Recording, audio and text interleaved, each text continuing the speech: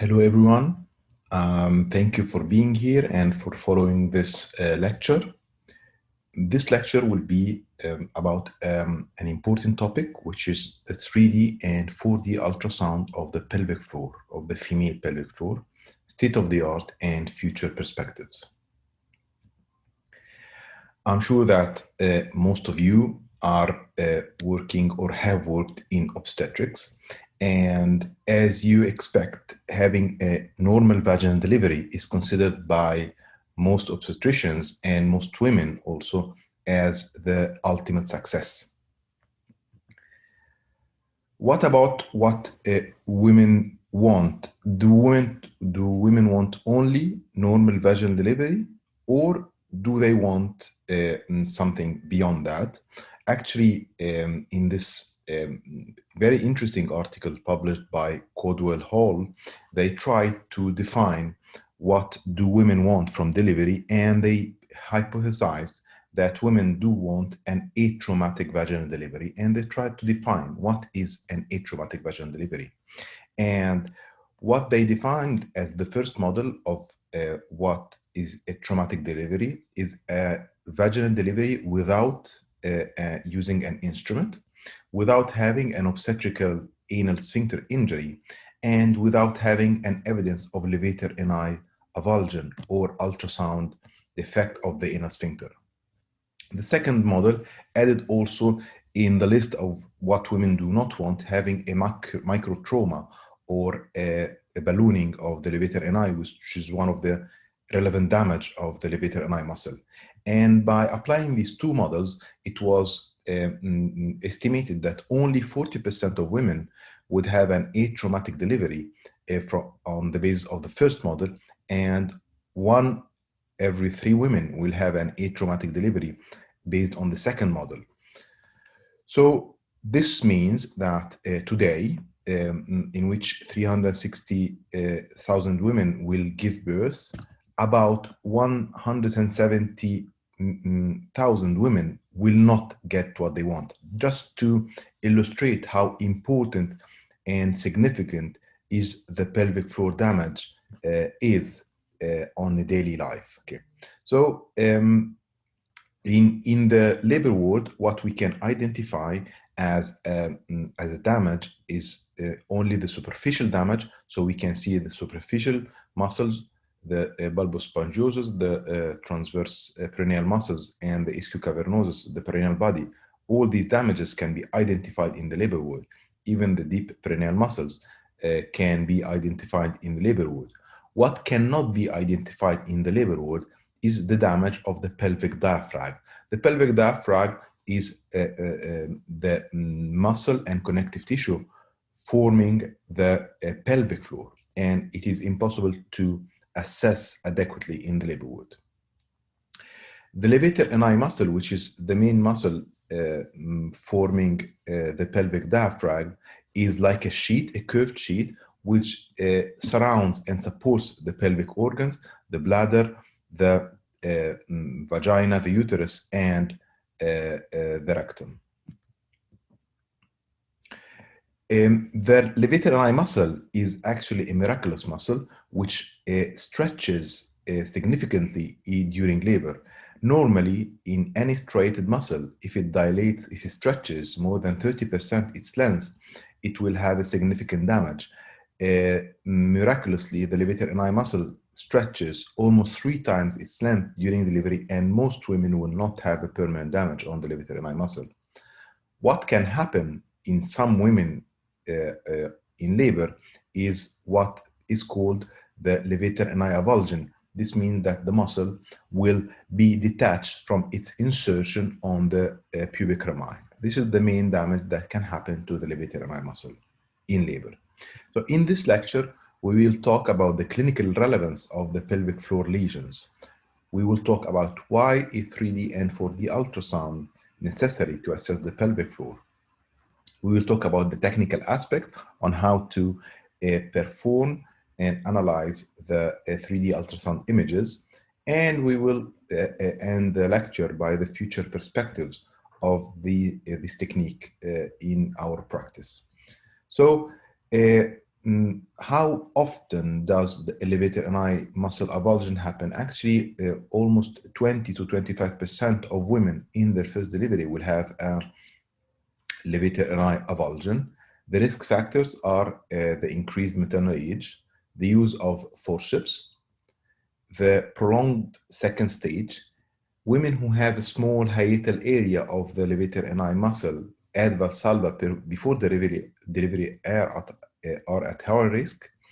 Some studies have found that epidural may be protective in levator ani damage, and we have demonstrated that crystallar maneuver or fundal pressure in the second stage is a significant risk factor for developing levator ani avulsion. Actually, women who undergo crystallar maneuver have almost a double risk of having a levator ani muscle avulsion. What are the consequences of having a levator ani muscle injury in labor? Well, first of all, a muscle which is damaged is weaker, so it can contract less. But the most significant clinical correlation is with the risk of pelvic organ prolapse. Actually, women who have a levator ani avulsion have a doubled risk of developing pelvic organ prolapse, mainly anterior and central compartments, so the cystocele and uterine prolapse. And the bigger, the larger the lesion, the higher the risk of developing prolapse. Women who have a bilateral avulsion have a higher risk of developing prolapse in comparison with women who have only unilateral. And most importantly, women who undergo a surgical intervention for prolapse have a much higher risk of recurrence if they have a levator ani avulsion. So, levator ani muscle injury is an extremely significant factor in the pelvic organ prolapse and pelvic floor dysfunction. How can we detect a levator ani avulsion? Well, many urogynecologists can or try to examine the levator ani muscle just lateral to the urethra to check its insertion on the pubic rami, but this clinical examination is poorly reproducible and is not accurate and needs a very long learning curve. MRI is accurate, so it can detect a detachment of the muscle, but it is expensive. It is usually performed by radiologists, and it has some limitation in assessing the dynamic part of the pelvic floor function, which is extremely relevant. So what about ultrasound? How can we perform ultrasound to examine the pelvic floor? Well, usually what we use is the regular convex transducer, covered by gel, then covered by a glove, and it is positioned in the mid-sagittal view. So this is how we prepare the transducer, a generous amount of gel, then we cover the transducer by a glove, and then again we cover the transducer by a generous amount of gel. By positioning the transducer on the mid-sagittal view, the leftmost part of the screen, okay, which should correspond to the upper part of the transducer. So it is a good habit in the beginning of our practice, always to check before putting the transducer that by inserting the finger on the upper part of the transducer, we have a shadow on the left part of the screen. And these are the landmarks that we should see on pelvic floor ultrasound. And in order to imagine how we see the structure, we have to think in an inverted way. So this is how we will see the structure. This is the symphysis pubis, the bladder, the vagina, and the rectum. And these are the structure that we will see on the mid-sagittal view of a 2D ultrasound. So this is the two-dimensional ultrasound, which is always essential in order to obtain then a 3D ultrasound. So from left to right, this is the symphysis pubis, the urethra, the vagina, this is the rectum, And the last part on the right is the puborectalis muscle, which passes behind the rectum, forming the anorectal angle. So upwards is where the transducer is, the caudal, and downwards is the cranial part. On the left-hand side is the anterior and the symphysis pubis, and on the right-hand side, we have the posterior part with the rectum and the puborectalis muscle.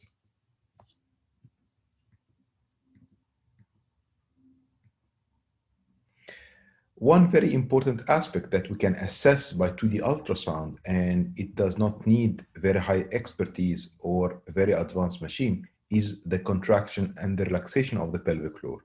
So normally if a woman contracts, like on the right-hand side, the puborectalis muscle should pull the rectum toward the symphysis pubis. So if we would like to train a woman or check if she can contract well her pelvic floor, if you ask her to contract the pelvic floor as if she's keeping the urine in, the muscle should move towards the left-hand side.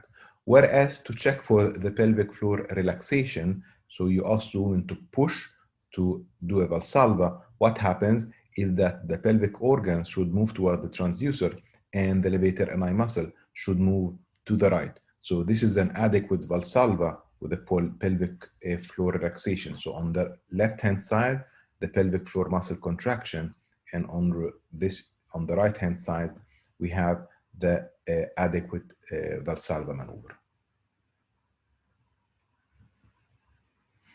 So this is how we can assess the pelvic floor by two-dimensional ultrasound. So why is 3D and 4D ultrasound necessary?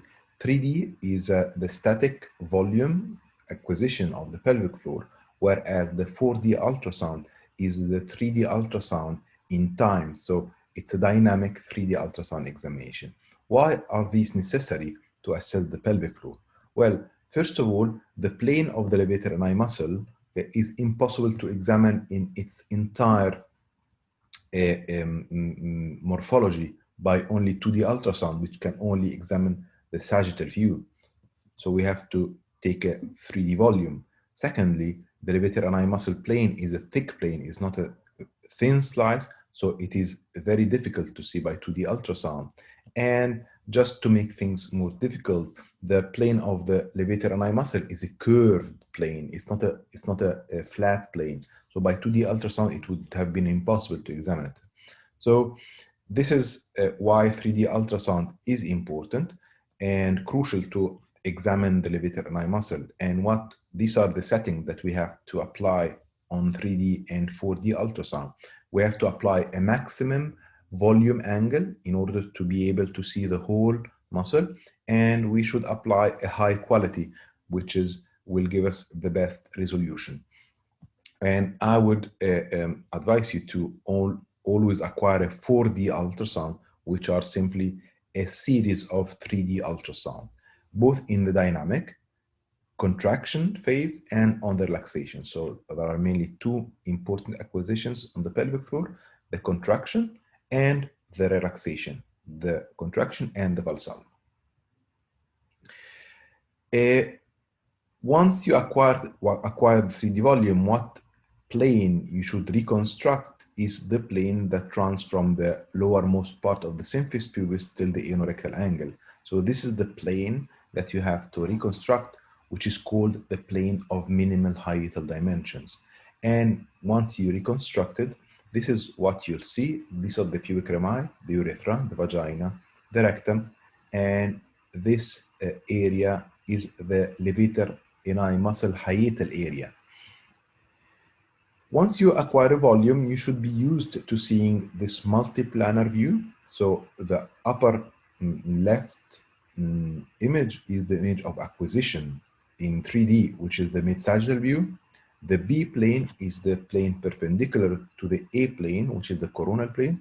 And then the C plane, which is the lowermost left plane, is the plane that you would like to reconstruct, and it is the plane which is parallel to the transducer. And actually here we can already see the levator ani muscle on the C plane.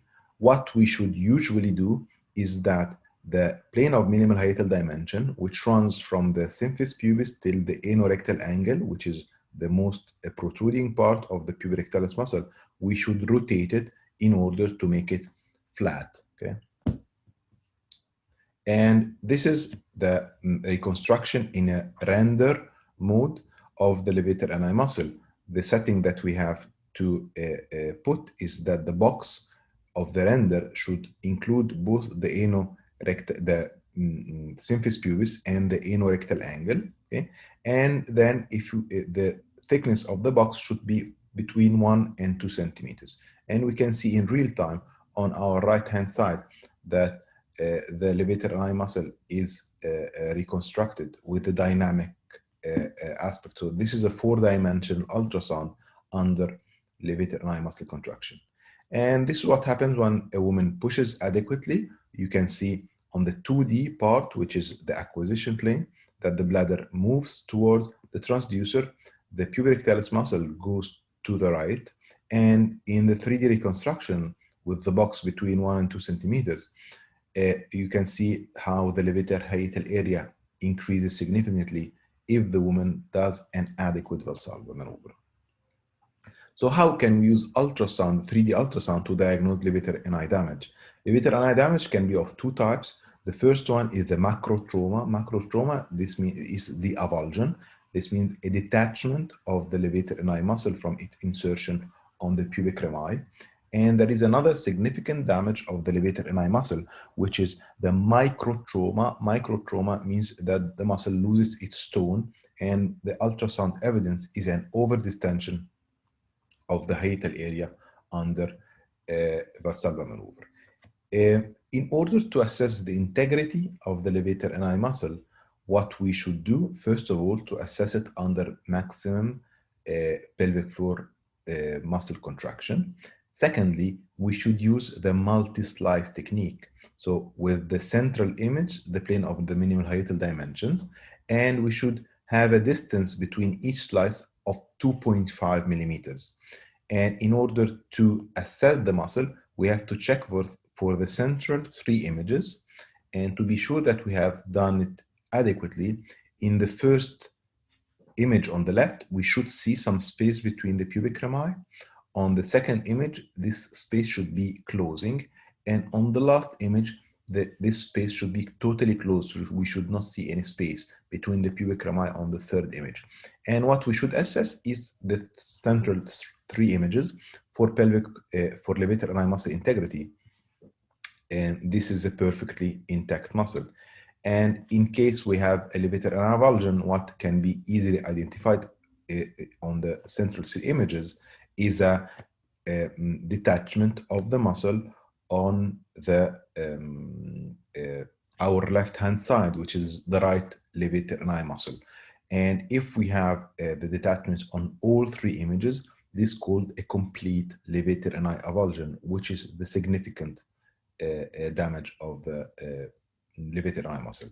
If we have doubts, we can use an objective quantitative method to assess the integrity of the muscle by measuring the distance between the urethra and the insertion of the levator ani muscle on the pubic rami, the nearest part, and this is called the levator urethral gap. If it is less than 25 millimeters, this means that the muscle is intact, where a significant detachment is a distance of between the levator urethra, the levator urethral gap more than 25 millimeters. What about the microtrauma, which we talked about before? Microtrauma is a damage of the muscle by losing its tone, and it is a significant risk factor of pelvic organ prolapse, and it is defined as a levator hiatal area more than 25 centimeters square on Valsalva.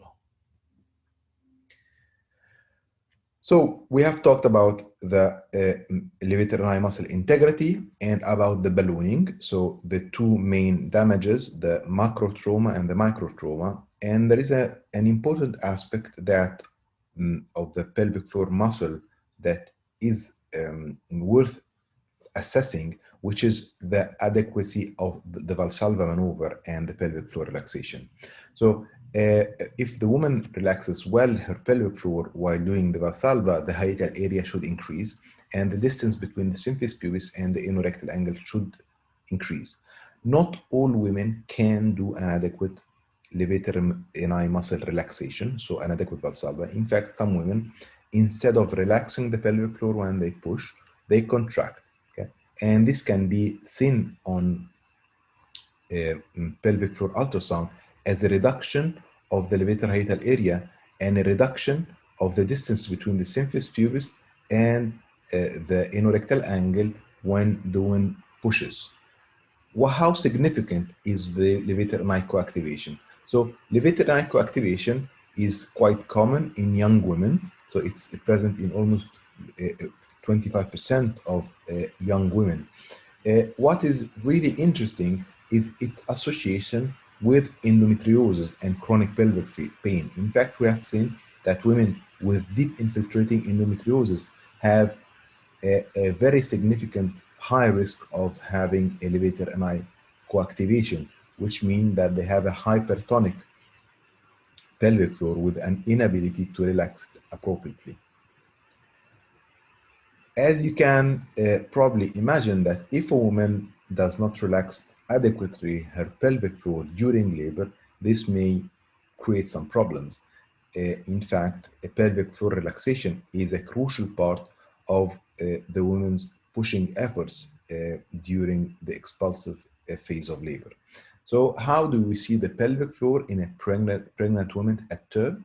This is how we can see it by two-dimensional ultrasound. From left to right, we can see the symphysis pubis, the urethra, the vagina, the rectum, and this is the pubirectalis muscle.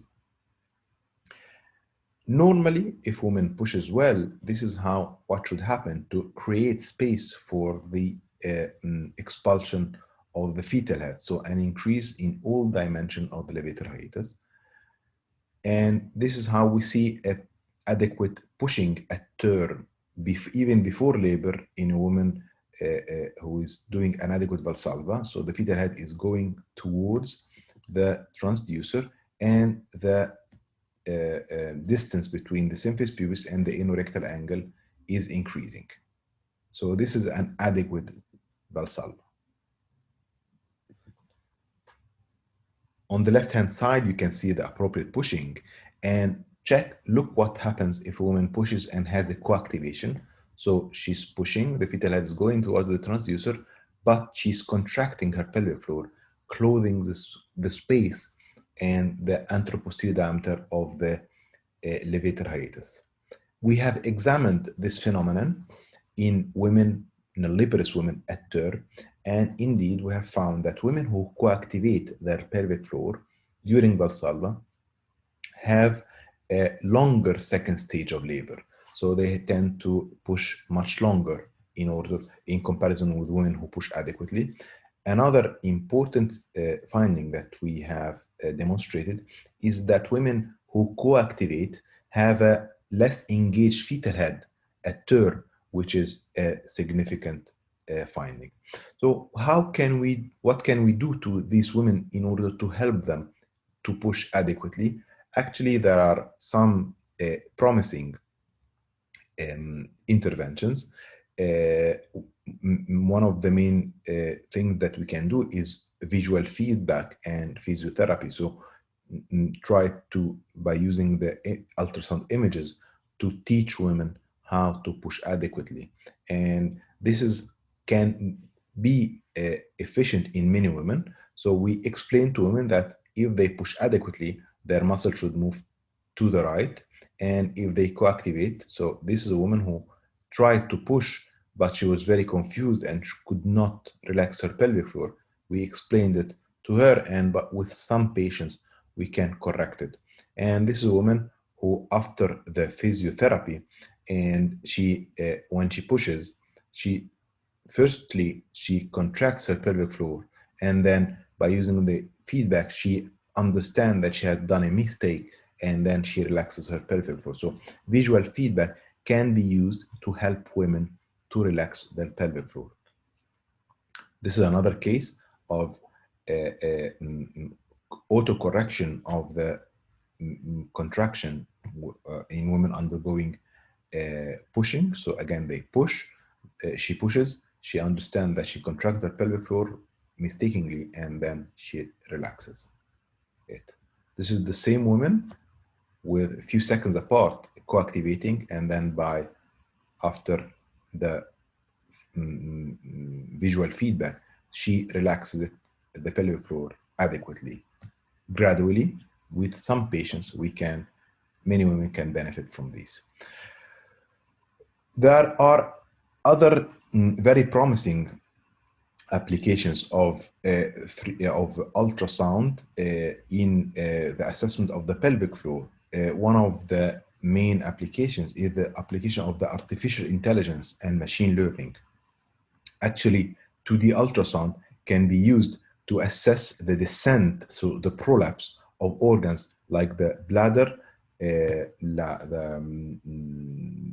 rectum, and the uterus. And there are many softwares now under development that can automatically detect the descent of the pelvic organs, and softwares that can help in standardizing the measurements of pelvic floor parameters in women. Another extremely promising application is the auto detection and auto measurements of the levator hiatal area by placing some landmarks like the urethra and the anterior border of the levator hiatus. The machine can help us in detect the levator hiatal area and the detection of the inner part of the levator ani muscle. And we have also the option to check it visually and to manually correct the measurements in case of error. So what messages should we take home? First of all, transperineal ultrasound is an objective and reliable tool for the evaluation of the pelvic floor anatomy and function. The levator ani muscle avulsion is an important factor in the development of pelvic organ prolapse and the symptoms of pelvic organ prolapse and the recurrence of intervention to correct it. The levator ani coactivation, which is the contraction of levator ani muscle under Valsalva, is a risk factor for developing a longer second stage, and many women can be helped by visual feedback in order to reach a better pelvic floor relaxation under Valsalva. Finally, I would like to thank you for following this lecture, and I would welcome any questions if you have any questions.